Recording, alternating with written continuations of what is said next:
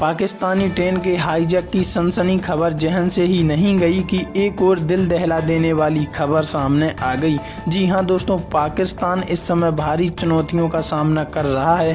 तभी तो पाक अब किसी देश को जवाब नहीं दे पा रहा है, क्योंकि उसके ही घर के लोग उसको ही निशाना बना रहे हैं। और वो करें भी तो क्या करें, परेशान करके रखा है इन लोगों ने, और इसी से वो बदला ले रही हैं। पहले ट्रेन हाईजैक कर ली और अब पिछले 12 घंटों में 19 जगहों पर हमला कर दिया। पूरा मामला क्या है, आइए जानते हैं।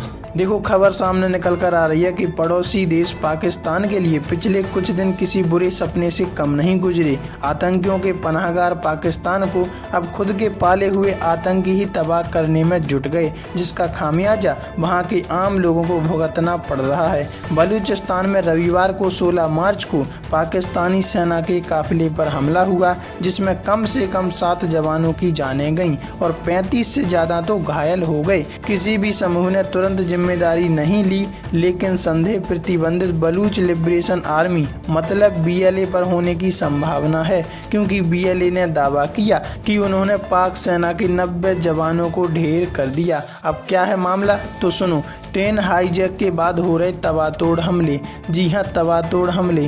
पाकिस्तान में बलूच लिबरेशन आर्मी मतलब BLA ने 11 मार्च को जफर एक्सप्रेस को हाईजैक कर लिया था। उसके 12 घंटे बाद ही पड़ोसी मुल्क में 19 हमले हुए। इससे पहले शनिवार 15 मार्च 2025 को पाकिस्तान के क्वेटा में एक IED विस्फोट में आतंकवाद निरोधक बल ATF के एक जवान की जान गई और अन्य 6 घायल हो गए। इसी दिन पाकिस्तान के खैबर पख्तूनख्वा प्रांत में 2 अलग अलग मुठभेड़ में कम से कम 9 आतंकवादियों और 2 सुरक्षा कर्मियों की जानें गईं। न्यूज एजेंसियों के मुताबिक शनिवार 15 मार्च को ही खैबर पख्तूनख्वा प्रांत में एक मदरसा और मस्जिद में हुए विस्फोट में एक मौलवी समेत 4 लोग घायल हो गए। पुलिस के मुताबिक इस हादसे से 24 घंटे से कम समय में प्रांत में एक ही अन्य मस्जिद में और हमला हो गया। तो इस तरह देखा जा सकता है कि पाकिस्तान के द्वारा पाले गए उन्हीं के देश के आतंकवादी उन्हीं के देश में हमला कर रहे हैं। कभी ट्रेन हाईजैक कर रहे हैं तो कभी कई जगह हमला करने पर उतर आए हैं। इस बारे में आपकी क्या राय है, कमेंट में जरूर बताइएगा।